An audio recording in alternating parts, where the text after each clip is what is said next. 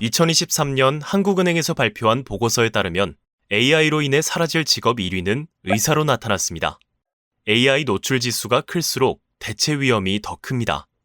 반면 AI가 대체하기 어려운 직업으로는 창의적 능력이나 육체적 업무가 필요한 직업, 직접 대면해야 하거나 감성이 필요한 직업들이 뽑혔습니다.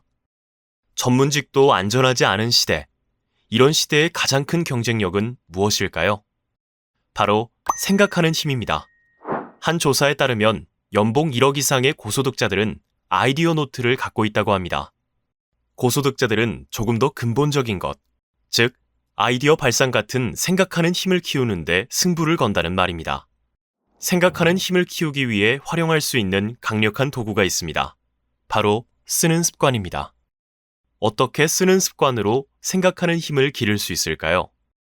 평소에 아이디어 조각을 모아두고 나중에 그것들을 서로 결합시키면 괜찮은 아이디어가 탄생합니다.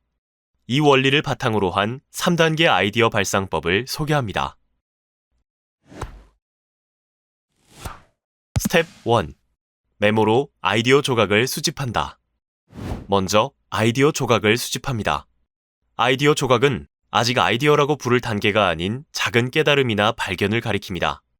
아이디어 조각은 갑자기 떠오르는 경우가 많습니다. 책상 앞에 앉아서 머리를 쥐어뜯는다고 해서 떠오르는 것이 아닙니다. 그러니 평소에 소재가 될 만한 아이디어 조각을 모아두는 게 중요합니다. 일상 속에서 뭔가를 발견하거나 의문이 생겼을 때, 혹은 영감을 얻었을 때 그것을 기록해둡니다.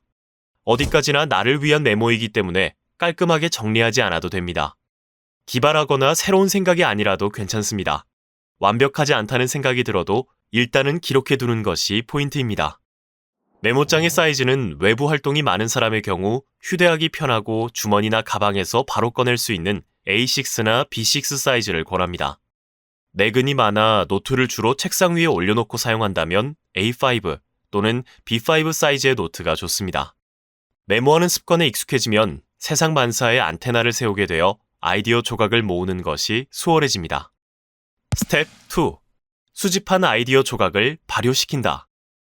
2단계는 메모해둔 아이디어 조각을 덮어놓고 더 이상 생각하지 않는 것입니다.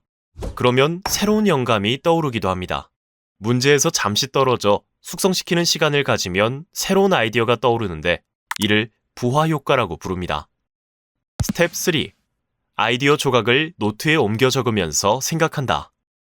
마지막 단계에서는 숙성해둔 아이디어 조각을 정리용 노트에 옮겨 적습니다.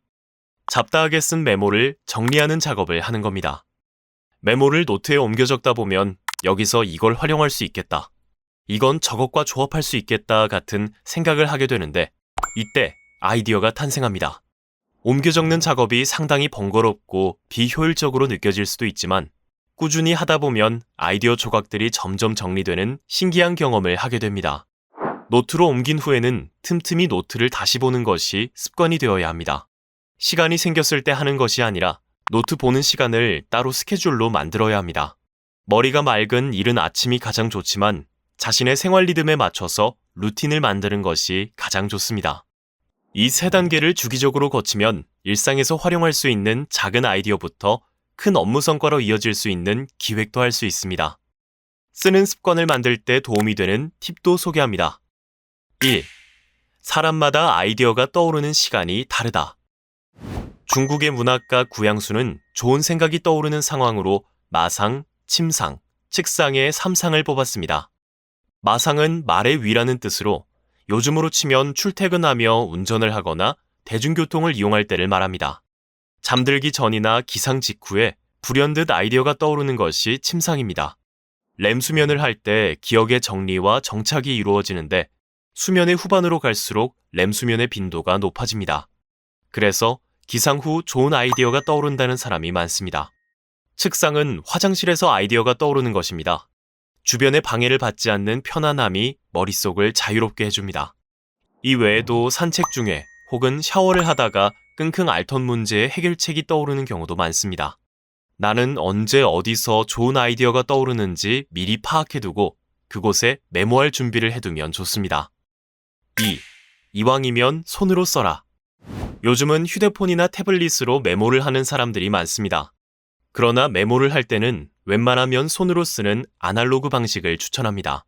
미국 프린스턴 대학의 연구 결과에 따르면 강의 내용을 컴퓨터로 필기한 학생보다 손으로 필기한 학생의 이해력이 훨씬 높았다고 합니다. 손으로 글자를 쓰는 행동이 뇌를 자극해서 정보를 더 오래 기억하게 만들기 때문입니다.